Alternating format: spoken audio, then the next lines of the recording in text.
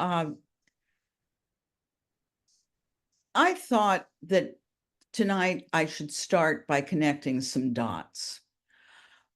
Hoosier voters need to understand how partisan redistricting, usually referred to as gerrymandering, has given Indiana this legislative supermajority, and how that supermajority has given us increasingly extreme legislation, a virtually complete abortion ban, education vouchers that are starving our public schools, gun laws that allow anyone who can fog a mirror to possess a lethal weapon.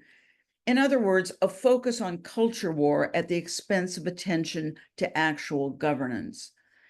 It's a vicious cycle because in Indiana, the GOP's legislative supermajority also allows the party to continue the extreme gerrymandering that's made Indiana one of the 5 most gerrymandered states in the country. Now, gerrymandering has all kinds of undemocratic consequences, but one of those is voter suppression. In districts that are perceived as being safe, people who favor the loser party in that district tend to stay home. That's one reason why Indiana ranks 50th among all the states in turnout.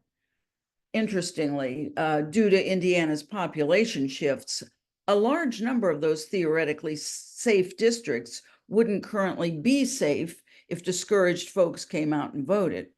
Those demographic shifts are one of the reasons why we have a good chance this year to break the current supermajority.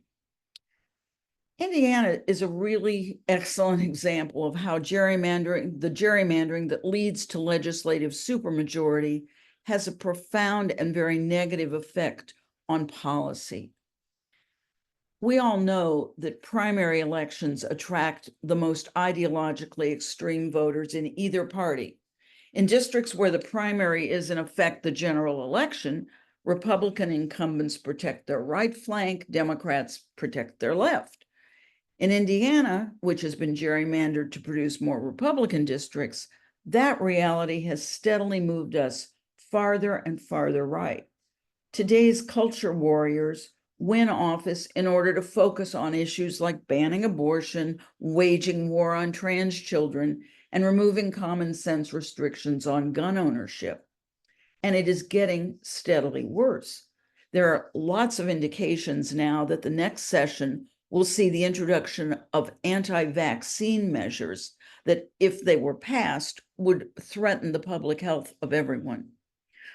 For reasons I've failed to understand, opposition to vaccination has become a preoccupation of what I'll call the Micah Beckwith wing of the GOP.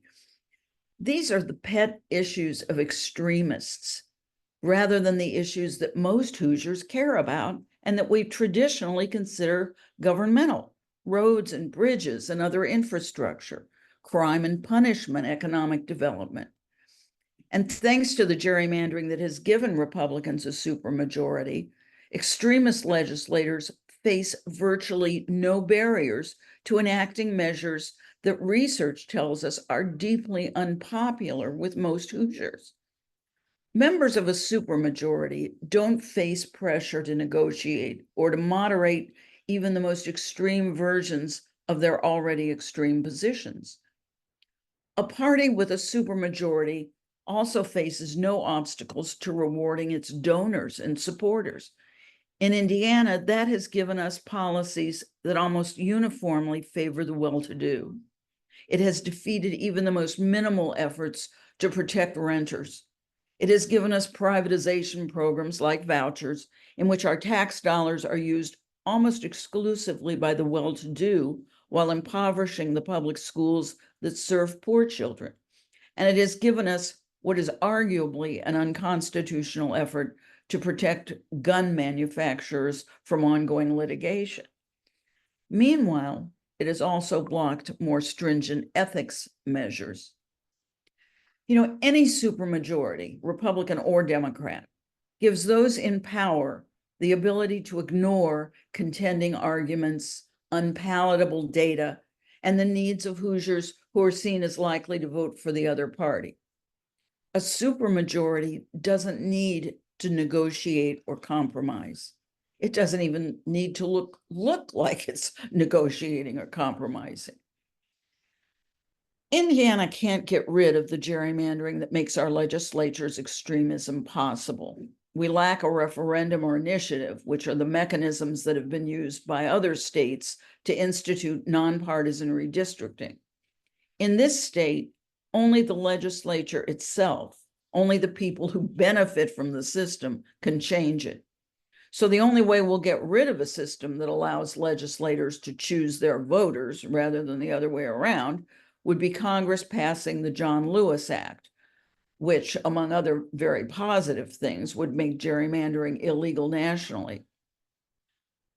Nationally, however, the GOP benefits from America's gerrymandering far more than the Democrats do. So passing the John Lewis Act would require a Democratic trifecta, a Democratic House and Senate to pass it, and a Democratic president to sign it.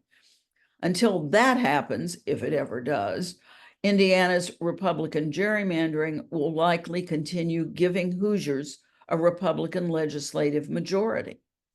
But we do have a chance this year to defeat the super majority and to slow down our state's march toward culture war extremism. One reason is the shifting demography that I previously mentioned. Another is that the GOP has moved so far toward a very unconservative extremism that its candidates are turning off voters who previously voted Republican. Those realities have given 4 candidates in particular a better than usual chance to win their districts.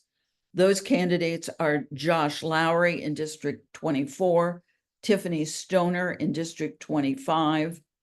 It has given Victoria Garcia Wilburn in District 32, who is an incumbent, a chance to keep her seat, and Mac McNally in District 39. So now we're going to hear from those very important and persuasive candidates.